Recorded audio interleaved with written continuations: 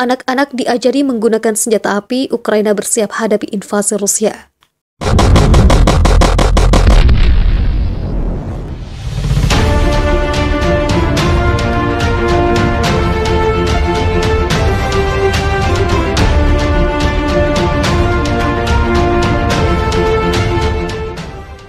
Ukraina mempersiapkan diri, pertahankan diri dari invasi Rusia. Anak-anak diajarkan memegang senjata api.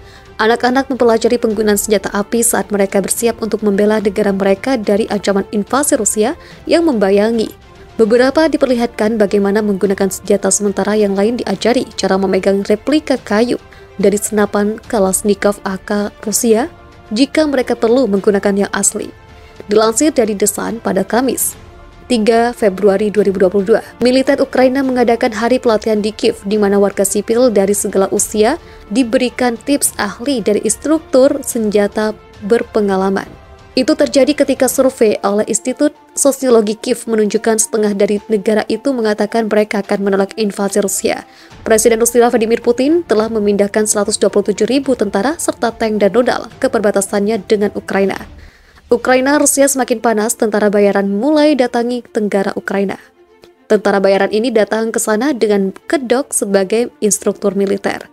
Republik Rakyat Lugansk adalah negara yang diproklamirkan berdiri di Ukraina Timur pada tanggal 27 April 2014 setelah pergerakan Euromaidan berhasil menjatuhkan Presiden Viktor Yanukovych pada 22 Februari 2014.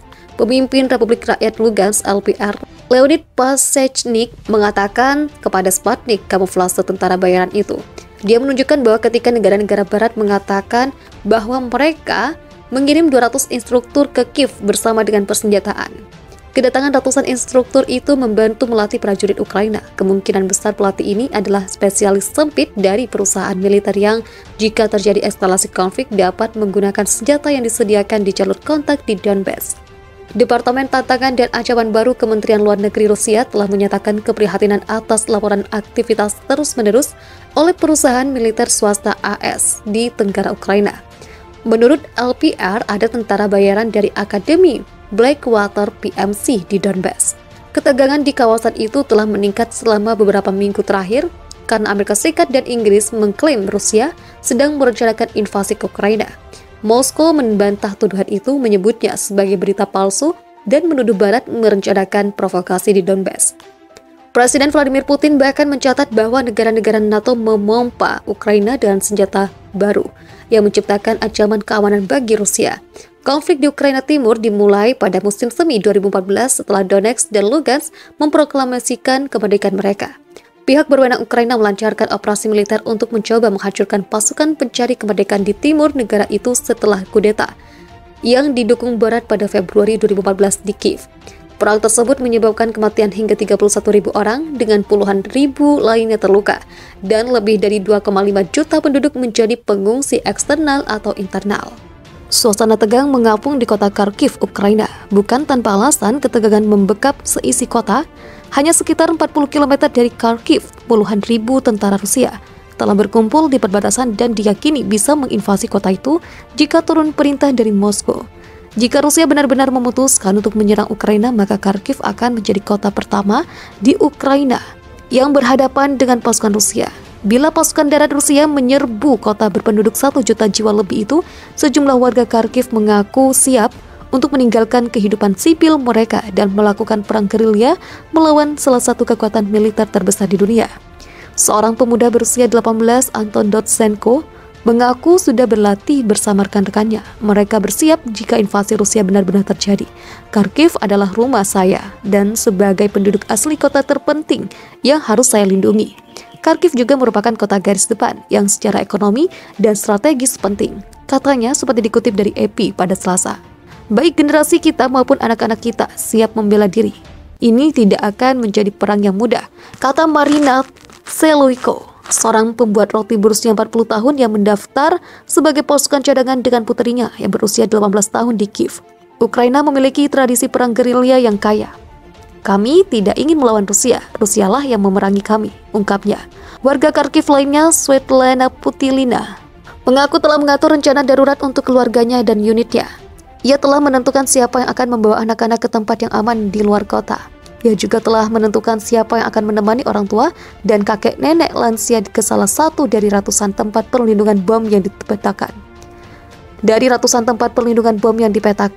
Jika memungkinkan dan pemerintah kami memberikan senjata, kami akan mengambilnya dan mempertahankan kota kami, kata Putih Lina.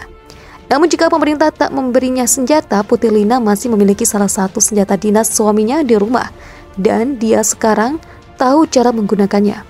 Di tempat lain di Kharkiv, Dr. Alexander Dikalo, seorang dokter gigi di Kharkiv, juga bersiap menghadapi serangan pasukan Rusia. Dikalo pernah bertugas sebagai prajurit di Angkatan Darat Soviet ketika dia ditempatkan di Jerman Timur. Ukraina tengah melatih puluhan pasukan cadangannya yang sewaktu-waktu siap dipanggil jika terjadi perang dengan Rusia. Reuters melaporkan, Rusia telah menyebarkan sekitar 120.000 pasukan di sepanjang perbatasannya dengan Ukraina. Kehadiran tentara Rusia tersebut membuat Barat khawatir bahwa Moskwa bisa melancarkan invasi ke Ukraina kapan saja. Khawatir atas ancaman tersebut, Ukraina membangun tentara cadangan dalam barisan pasukan pertahanan teritorial awal tahun ini. Melansir Reuters, pada Minggu 30 Januari 2022, Kiev berupaya untuk meningkatkan personel pasukan cadangan tersebut menjadi korps yang berjumlah 130 orang.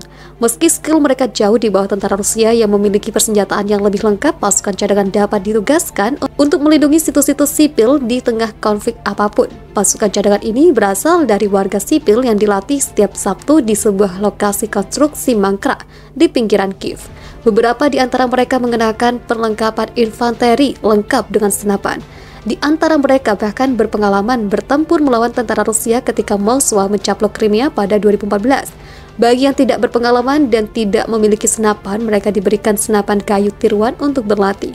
Saya khawatir, kata Konstantin Shevchuk, pekerja berusia 43 tahun yang pernah bertugas selama 1 tahun di wilayah Donbas Timur selama mobilisasi umum Ukraina. Itu tidak benar-benar cocok dengan hidup saya tidak benar-benar menginginkannya, tetapi sekarang situasinya sedemikian rupa sehingga dibutuhkan, tutur Shevchuk. Sementara itu, Mikhailo yang berprofesi sebagai pengacara mengaku tak sabar untuk bertempur membela tanah air jika Rusia menyerang. Kegemaran saya terhadap kapal perang telah ada jauh sebelum perang. Sekarang sangat masuk akal untuk melakukannya, kata Mikhailo saat latihan. Di sisi lain, Amerika Serikat selalu mewanti-wanti bahwa intervensi militer mungkin dan akan segera terjadi. Sementara itu, Presiden Ukraina Volodymyr Zelensky mengatakan terlalu banyak kepanikan akan kerugian perekonomian negara tersebut.